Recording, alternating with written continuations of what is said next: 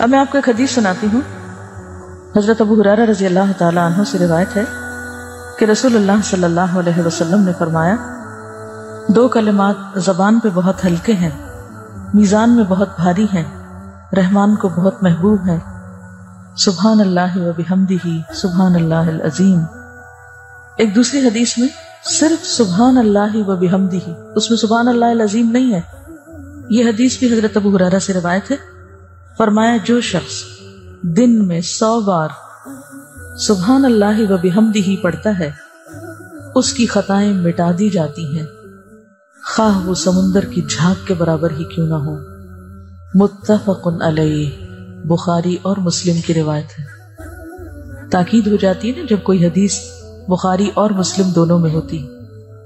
اگر آپ نے 33 دفعہ یا 30 سے کچھ زائد مرتبہ 1 منٹ میں پڑھا ہے سبحان اللہ و بحمدہ سبحان اللہ العظیم، اٹ مینس کہ آلموسٹ ڈبل ٹائم لگا ہے. اگر آپ صرف 1 دفعہ پڑھتے ہیں سبحان اللہ و بحمدہ تو 1 منٹ میں آپ 60 دفعہ آسانی سے پڑھ سکتے ہیں. اور زیادہ سے زیادہ 1.5 منٹ میں آپ یہ عمل کر سکتے ہیں سبحان اللہ و بحمدہ 100 دفعہ پڑھنے کا.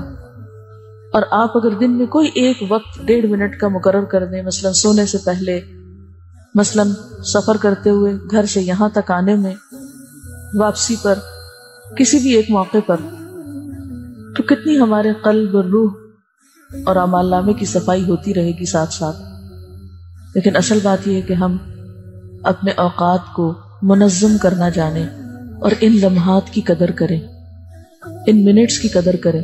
بعض اوقات ہم منٹ بھر کے لیے خاموش بیٹھے رہتے ہیں، سوچتے رہتے ہیں، فکر کرتے رہتے ہیں، نہ کچھ بولتے ہیں نہ کہتے ہیں، نہ خصوصاً جو لوگ ڈپریشن میں ہوتے ہیں بعض اوقات کوئی بات کرنا بھی بھول جاتے ہیں، ذکر کرنا بھی بھول جاتے ہیں. تو ایسے میں اگر ذکر کیا جائے تو اس ڈپریشن سے بھی نکل آئیں گے. کیونکہ عموماً ڈپریشن کی وجہ بھی یہ ہوتی ہے نا کہ انسان کے ذہن پر، انسان کے دل پر کچھ بوجھ ہوتے ہیں. وہ بوجھ اس کو اتنا دبا دیتے ہیں، اتنا نیچے گرا دیتے ہیں. ڈپریس کا مطلب ہی کیا ہے؟ لفظی مطلب یا لغوی مطلب کیا ہے؟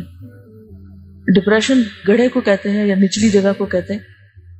تو انسان کو گڑھوں میں لے جاتے ہیں گناہوں کے یہ بوجھ، بعض اوقات یا گلٹ یا کوئی غم یا دکھ یا تکلیفیں. تو ان سے نکلنے کا واحد ذریعہ اللہ کی ذات کو تھامنا ہے، اور اس کا طریقہ اللہ کا ذکر ہے.